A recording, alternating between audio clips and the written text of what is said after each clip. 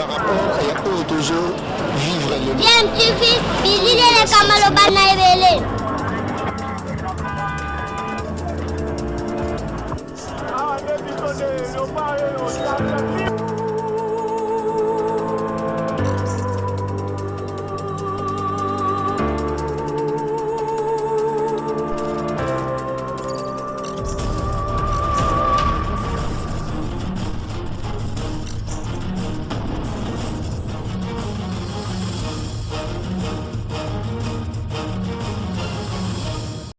tu veux toujours un enfant. balandi ya DMTV mbote na bino esengoza ya biso ya koyeba ke bozali ebele o bozali kolanda biso na ngonga oyo boyebi yango tozali kaka kobundana maladi oyo ya coronavirus oyo kotelaki mokili mobimba kouta na Chine pe République démocratique du Congo eza épargné te contre yango na yango esengeli na biso lolenge bazali kosenga biso na bato bazali kokumbela équipe wana ya riposte contre maladie wana toyeba na komibatela en respectant ba mesures barrières pour na ko empêcher na maladie wana continuer ko se propager virus atambola ka yemo côté aza ko tambola na sima ya bato esengeli donc toyeba ko se protéger komi batela en respectant ba mesures nyonso to wana bango ba pesaki na biso po ete prévention ya on des traitements efficaces kino lelo o ezali ko bundisa maladie wana vraiment actualité boyebi ezali très riche pe les sous na côté tali politique pe na ba makambo ya justice tozali notamment na problème ezali ko poser pasteur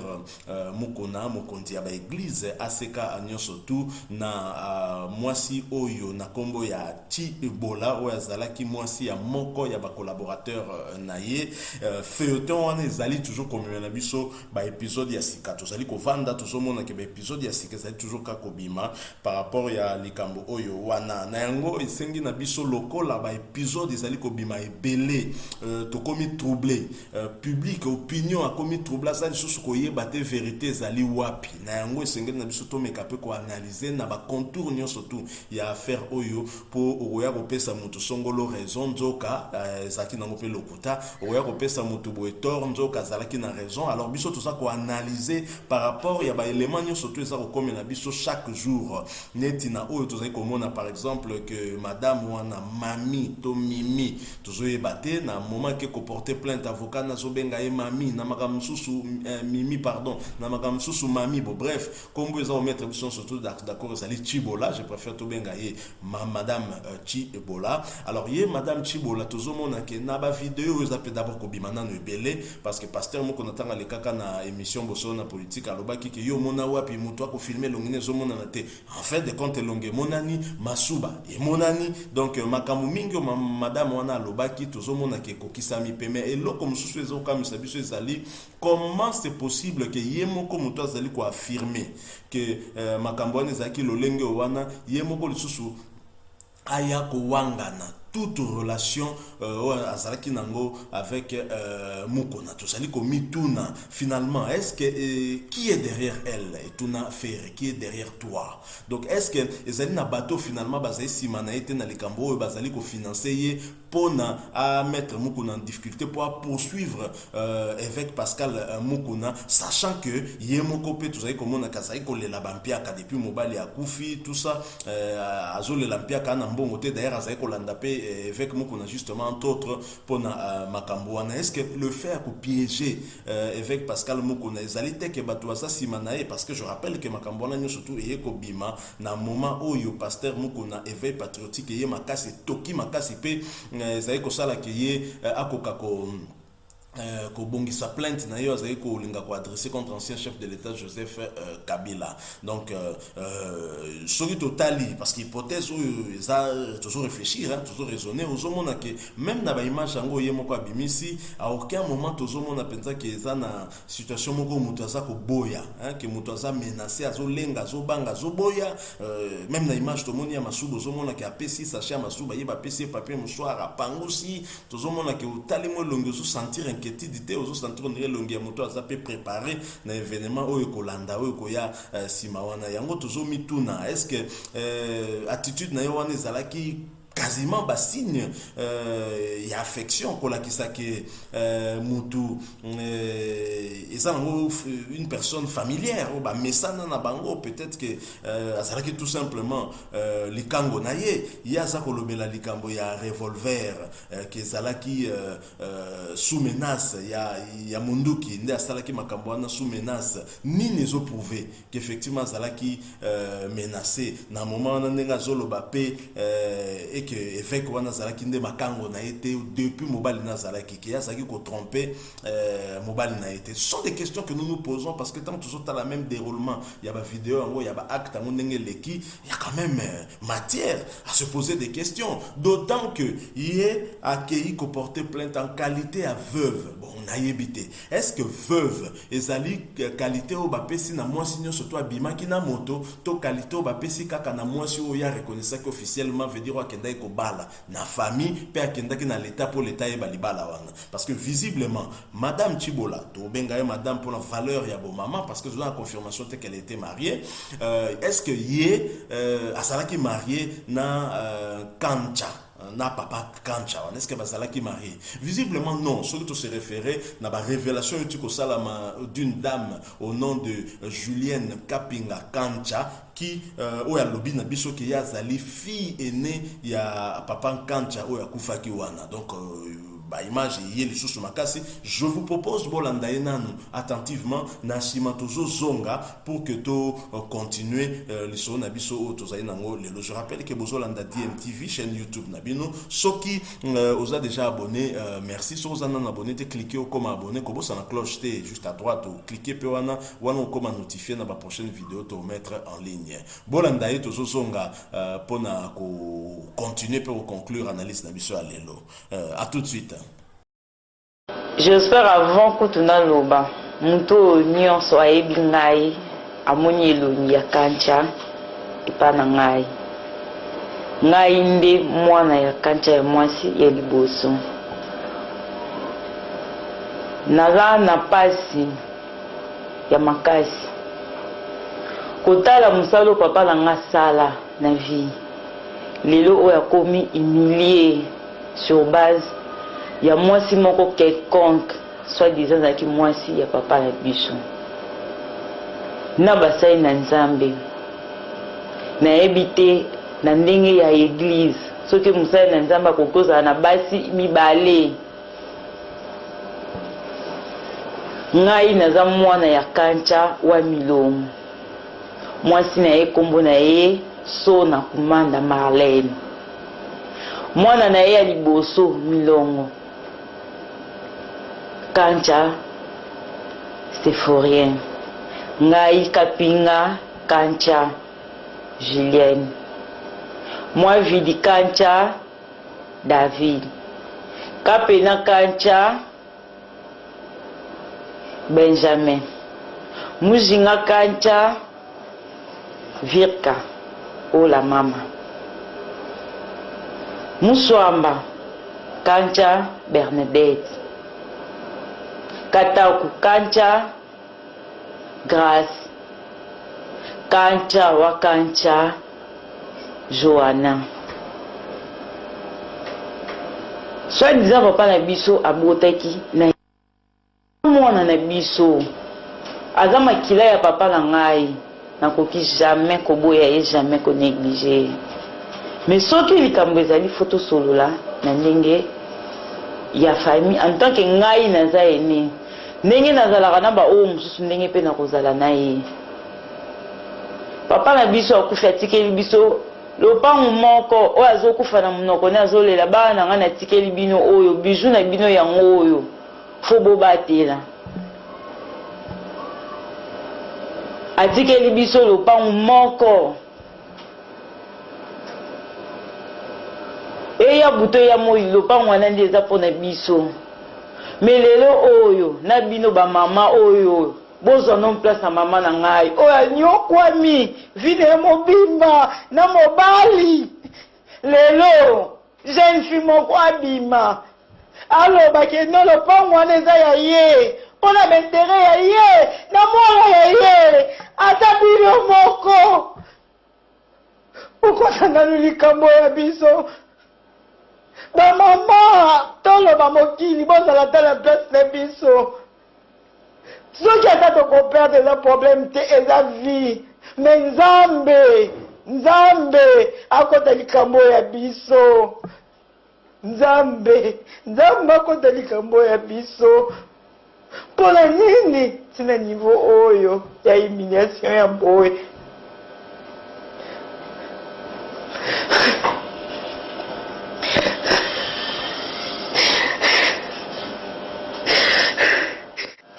Bandeko na ngai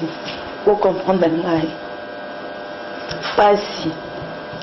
papa oyo ngai lelo oyo ekomi nzembo na monoko ya bato nyonso soni soki aza mwana na biso en tout cas leta bosunga biso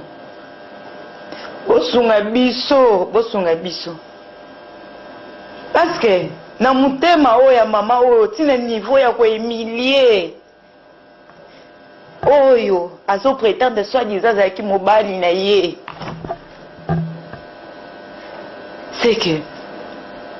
il faut toyeba soki ya solo vraiment mwana wana aza mwana na biso soki aza mwana na biso tokosala nyonso mais na comportement ya nani ya mama soi-disant maman c'est que nakoki kondima jamais muleki na ngai abokama na maboka mama wana bakonza mboka bosunga biso naza makila kancha ndenge mwana naza makila kancha poto yeba c'est qu'il faut tokende na Aden tokokende soki aza mwana biso nga na préféré biso moko tobokola mwana oya biso o soki bambongo ya ye problème te nini te papa na biso abala te abala mama ya biso bakenda na commune makambo nyonso mukanda soi-disant azalaki mobali na ye na ndenge oyo mwasi azoze ti kosala mamba boseki aza na capacité peut-être akoyebisa papa na biso changer mikanda na ere oyo obali ngai mais mpona neti na niveau papa na biso ti akufi mpo ani achange mikanda te andimi atika na nkombo ya mwasi oyo alobiki abalaka ye te azalaki soi-disant mama ya bana ne kaka azwa ti na niveau atya nkombo ya soi-disant mama bana na kati ya buka ya lopangu certificat d'enregistrement na biso yango certificat d'enregistrement na biso yango lopangu na biso yango oyo bakombo oyo eza na kati eza Milongo Kapinga Mwavit Kapena Mujinga Lusamba Katako Kancha na mama na biso so na Kumanda Marlène na papa na biso komboniza na kati pe lupa moze ya papa na biso ye moko te atiaki biso nyonso toza bacopropriétaire tozalaki bacopropriétaire ata soki azalaki envie papa biso akoka koteka lupango te biso nyonso tozalaki bacopropriétaire na mukanda oyo nani oyo alibali ya mama ya biso ya ngoyo abali mama na biso na bandundu davi ya base nyonso ya ngoyo légitime nayebi te kombo légitime soki ekomi nango peut-être esika basakala na basi oyo balégitime femme légitime esoko okoma ntina niveau yosala makambo ezosala antu tokende ntina nyonso nayebi te naloba nini l'état est-ce que lopango bakoki owelela yango na réseaux sociaux ata bino moko tolikama mwana fo tokende na réseaux sociaux est-ce que mpona nini soki eza toni fo tosolola est-ce que réseaux sociaux na bahumiliation ya boye soki justice eza ata justice soki ezali justice botala no likambo oyo tokonyoka matiwa botala no likambo oyo état de droit oyo toyoki ke état de droit ezali esunga ta babiso oyo état de droit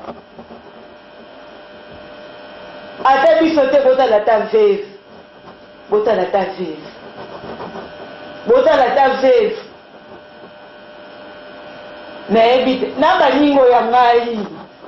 boya peut-être ata na matanga bato oyo bayebi ngai eske ata na matanga boyokaka ke papa na biso azalaka na mwasi bino bato oyo boyebi famille na biso soki ezalaki kazalaki mwasi na ye légitime bangaki babimisa eke no légitime yeyo si banga balela matanga api na ndako oyo ya ye bokende botuna pelasa papa na nge ezalaki wapi place oyo balela ye mama na ngai ezalaki wapi mobali soki azobela ye oza légitime sifo ozala na mobali ntina suka ezalaki mwasi kaka ya bisengo alela suka nde ekomela na nsima nango nde aye kozonga mpo asala boye ata bino moko bokota likambo na biso bokota likambo na biso nakoki kovi oyo ngai mwana mwasi akomisinga ntina nivo ekendo naleka ntina loba nzambe oza wapi ntina nivo moto ekoka koyebanga te lelo vi na biso etie wapi réputation na biso emebi. Voilà, Mboti Kolandawana, intervention. Il y a Mwasio Bomoniwana où elle s'est présentée comme la fille aînée. Il y a Papa Kancha où Azali concerné sur le dossier. Nous retenons deux éléments. Dans le cas il y a dossier où on a retenir que mon Mwasio na lobby que papa na bango tkala ko divorcé na maman na bangote a exhibé biso a présenté biso acte moko tomoni extrait d'acte ya mariage au Keliba na bango salemaki na bandundu. Ça c'est un premier élément. Deuxième élément, tomoni à la Kisibiso, certificat d'enregistrement, il y a parcelle moko papa na bango tikeli bango. Donc là on ne parle pas de deux parcelles, mais nous parlons bien d'une parcelle où papa na bango tikeli bango libota na bango. Alors la question que nous nous posons, mikanda ya lopango nini maman Chibola azala ki kolanda pa ya évêque mokuna. Est-ce que zali parcelle moko papa Kancha somba ki meke ala kisaki na bana na ye o abota ki na mwasina liboso te nde yangwana ya zali kolanda po azala ki informé na yango. Première question. Deuxième question. Yé maman Kancha, maman Chibola, pardon. Il est clair qu'il y a Botakipe na papa Kancha. Oyo d'ailleurs, Julienne a reconnaître formellement. Elle a même parlé de test ADN. Ça veut dire que papa na bango alaksaki bango moi na wanate. Alors est-ce que en fin de compte azali kaka kolande la ba droit ya mwana na yo azali mineur te. Ça, c'est tout à fait possible aussi. Mais le cas là, il y a beaucoup apporté à faire en haut devant la juridiction compétente, donc devant justice. Justice, c'est ce la mosala nango ya kokundola ya kolandela parce qu'il est tout à fait possible ça que papa Kancha asaki na lopango mususu les autres enfants ignoraient et dans ce cas bazali tout aussi na droit ya ko entrer en possession puis ya héritage na bango owana à moins que yemoko peut-être a décidé que autrement par acte moko ya cession atikela ki mutu de son vivant to bilo mo bongo l'état nda ko déterminer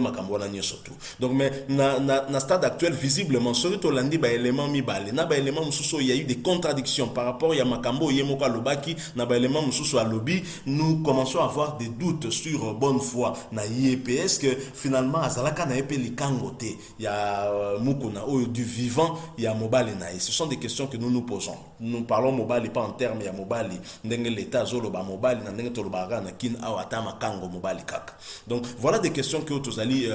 visiblement c'est vraiment un problème de famille, problème penza où ils allaient concerner la famille et tout ça la tomoni que fille wana à aucun moment a indexé pasteur Mukuna.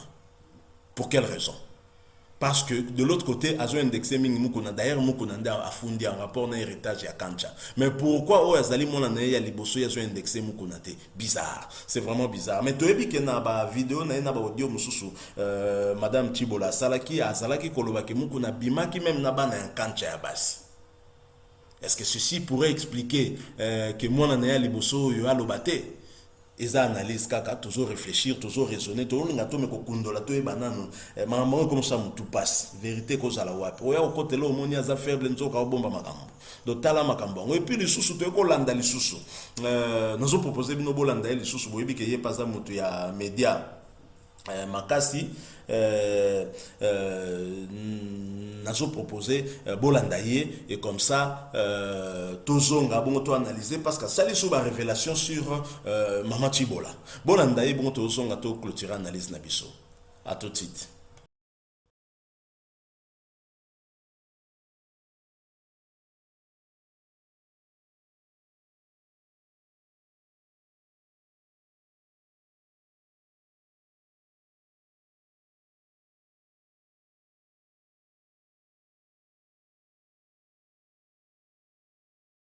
Je n'aime pas l'injustice. Bato peut perdre des fois parce que bazana monopole té. Bato oyo ba diffuser ba vidéo ya Mami Chibola et ça bato peut perdre. Et bato peut perdre. Et ça qui deal na bango. Elle avait ces trucs. Moi, elle m'a contacté la première. Je lui ai dit ce qu'il fallait faire. Mais comme Azar Likolo, je ne sais pas ce qu'il lui a pris. Elle a contacté les gens du PPRD qui ont pris ces vidéos. En prenant les gens de ces vidéos, les vidéos, le bourgmestre de la commune de Kinshasa, Rossi Kiwa, elle a contacté Rossi Kiwa. Rossi Kiwa a vu la vidéo na Ewana. Rossi Kiwa a lobby à Okekutana SP Emmanuel Chadari. Bah, comme il a PPRD. Arrivé au PPRD, il y a Rossi Kiwa a maté na bureau ya SP Emmanuel Chadari. Je dis ce que la fille m'a dit. Abimina $2000. Dans ces $2000, à Longoli 800, il y a ma commission à Bango. La fille est restée avec 1000 $. Binobo diffusé Moutakala et moi moitié pour $1200. Binobo diffusé Moutakala et Mami Chibola pour $1200. Je n'aime pas l'injustice. Parce que Boyo Kanari que ma vidéo wana ezaki payant. Bon c'est $50 000 vite fait, bien fait. Sinon na ko dasu kamabe. Vous êtes entendu? Elle sait on est le quoi là bazuye liboso na simana ba orifice nyonso. Je n'aime pas l'injustice.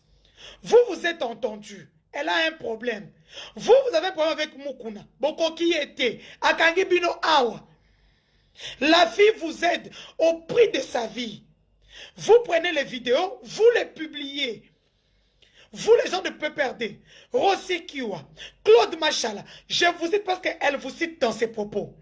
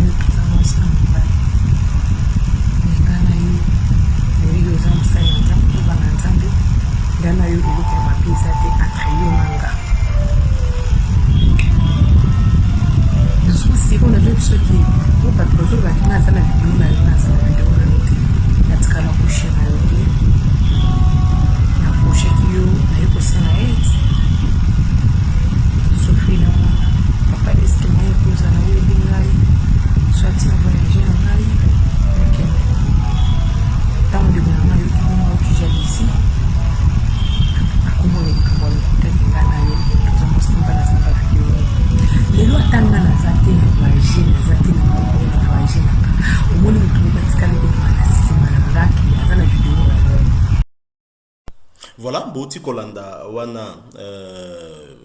journaliste wana ndenge alobi wazaki proche na dossier en tout cas ndenge sali ba révélation ouais alobi que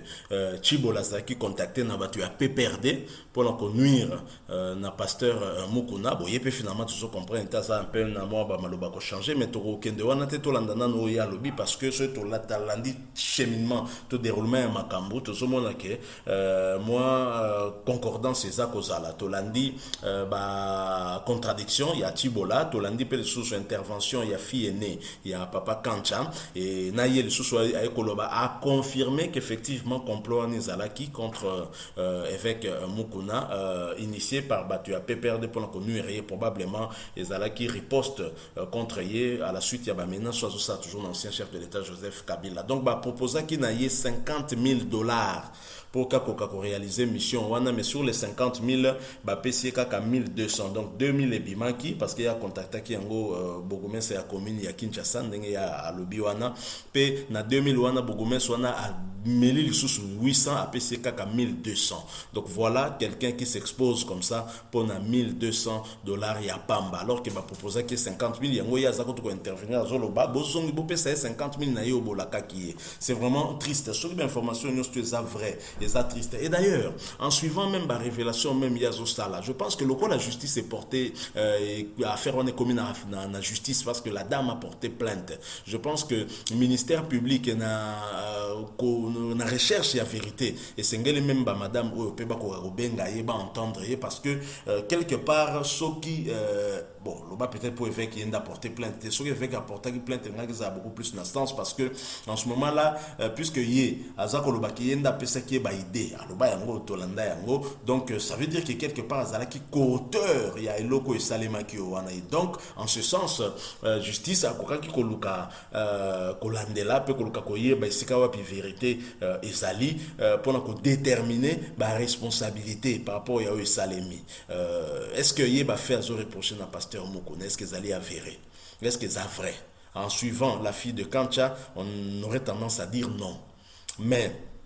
est-ce que P bazaki déjà en relation inventée ça c'est bien possible parce que pour qu'on piéger peut monter facilement c'est que les relations ont déjà coexisté donc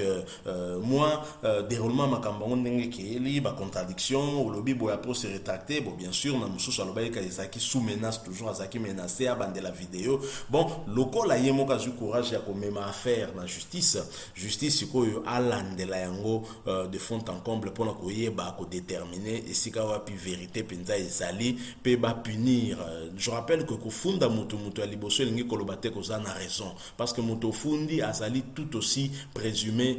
innocent ata soki pe na moment fundi bako considérer pe ka présumé coupable c'est toujours l'affaire de verre à moitié vide moitié plein donc voilà pasteur évêque Mukuna espérons qu'on répondre na justice ndenge zo bengi saye pour que lumière et ça les mape na makambo yango soki abimi avec hauteur donc ça dit kaza lavé et vous appelez malamu pona et soki bongote et vous ala pena pasi mingi parce que et ko décevoir en tout cas bandi mebele par rapport ya nyoso to bazali ko reprocher na ye na mona ki notamment viol menace de mort na mususu rétention ba document ba document déjà na moni ki azana qualité te pona olandela ba document wana bon na ebité soki pesa bien commun c'est aussi bien appartenant à autrui donc sengeli na bango nyoso to ba héritier peut-être ba manifester loko wana ya zali kaka ko représenter mon quoi ba héritier je ne crois pas que épicier qualité à réclamer document qui ne lui appartient pas non plus ni à son enfant et ça quoi appartenir na groupe yabatu ce qu'effectivement le pangoane ezali en distinguant la parcelle dont la fille de Kancha Julienne Kapinga Kancha ou à l'axibiso na image certificat d'enregistrement donc bazana bango na ba document papa na bango leur cette parcelle là dont elle parle ça sur le pango wapi est-ce que le pango papa Kancha kana ki apesa kaka na mwana nae en dehors de ses autres enfants wait and see lobinde eko talisa biso nini eko sala voilà to comme na suka ya moi analyse muketo ngai to sala en rapport na dossier to zomona ke ba rebondissement ils ont continué toujours kozala ça soki bo sepela qui en tout cas bo aimer moi analyse ngonde to sali et n'oubliez pas au koka ko s'abonner sur aux anano abonné té au bo ça peut ko cliquer na cloche juste à côté et vous permettre comment notifier na ba prochaine vidéo to yeba ko mettre en ligne très prochainement. Je rappelle que tous toujours quand dans contexte de la pandémie ou ya coronavirus to yeba ko mi battre la poto battre la pe bande ko na biso